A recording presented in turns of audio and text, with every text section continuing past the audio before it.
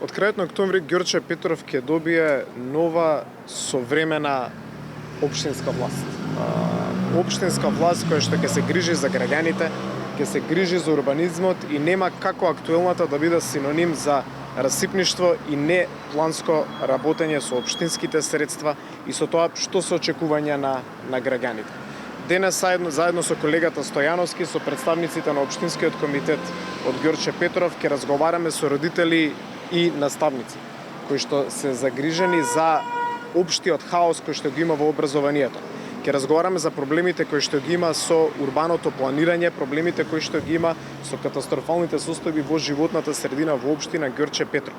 Општина Ѓорче Петров е уште една од општините во Македонија каде што катастрофалното владење на градоначалник од редовите на СДСМ ги има влошено состојбите во живот, не се прави ништо да се инвестира во јавните работи, во животната средина, во парковите, во зеленилото и во сите тие работи кои што им се потребни на граѓаните, урбанизмот меѓу другото кои што им се потребни на граѓаните да има понормален стандард на живење.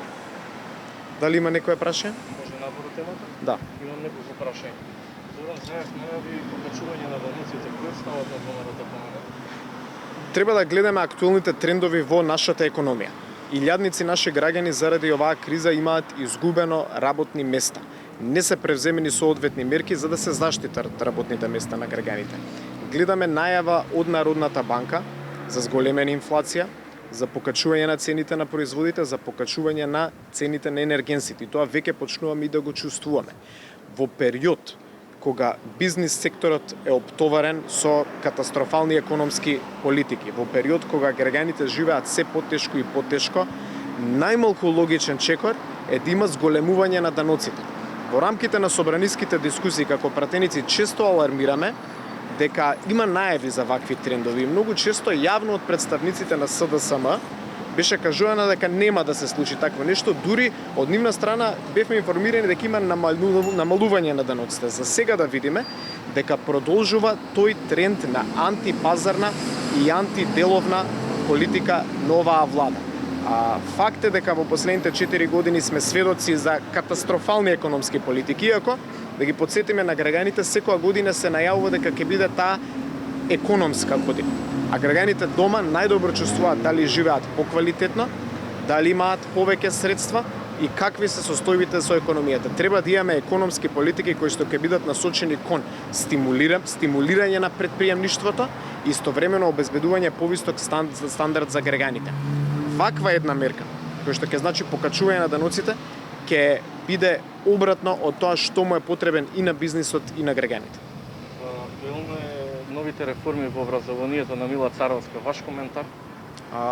Во врска со образовните реформи, гледаме дека се води една политика на радикализам. Радикални политики и промени во образованието, кои што се осмислени од страна на еден министар, кој што ниту по своето професионално, ниту по своето образовно искуство знае што му треба на образованието. И ајде да не биде дека тоа е само политички став. Да погледнеме што се случува во последните недели. Родители протестираат. Наставниците се загрижени, универзитетските професори се загрижени, учениците се загрижени. МАНУ излегува со изјави, универзитетската заедница излегува со изјави дека овие се катастрофални реформи во образованието.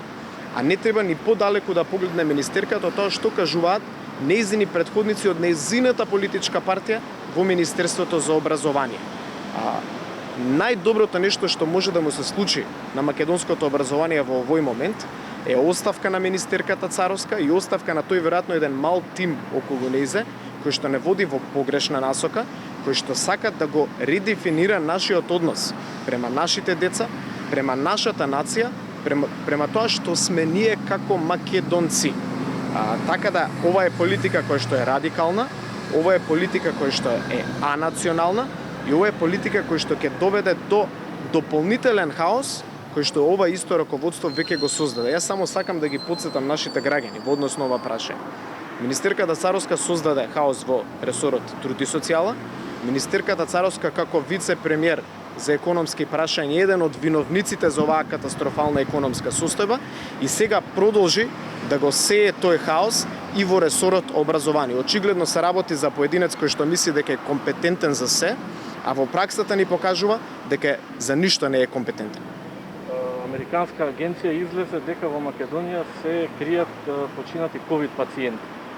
Кој е вашиот став за тоа? Сите сме загрижени за состојбите во здравството. Веројатно, прв кој што треба да даде одговор на ова прашање се здравствените власти. Но факт е дека по најголем број од индикаторите кои што ги имаме за мерење на респонзивноста на државните институции во однос на оваа ковид криза, смртноста, бројот на заразени случаи, ние сме постојано рангирани не на ниво на Европа, туку веројатно и на глобално ниво сме меѓу последните земји. Така да ова е само еден дополнителен доказ дека имаме многу слабо менаџирање во делот на здравствената криза и ги повикувам институциите и да ги истражат дополнително и овие наоди кои што ги имаат ваква релевантна институција. Ваш став за Европската унија? Мораме да се подсетиме дека како што секоја година се ветуваше економска година од страна на владата и во последната кампања на последните парламентарни избори, примарно ветување беше сериозен напредок во делот на евроинтеграциите. Сега гледаме не напредок, ние имаме постојано назадување. Факт е дека барањето кое што го имаме од страна на нашиот сосед Бугарија е надвор од рамките на едно нормално европско политичко дејствување. Но истовремено да погледнеме како функционира бугарскиот систем на политичко владење. Таму гледате дека имате влада која што вели ние нема да излеземе надвор од рамките на позициите воспоставени од страна на собранието.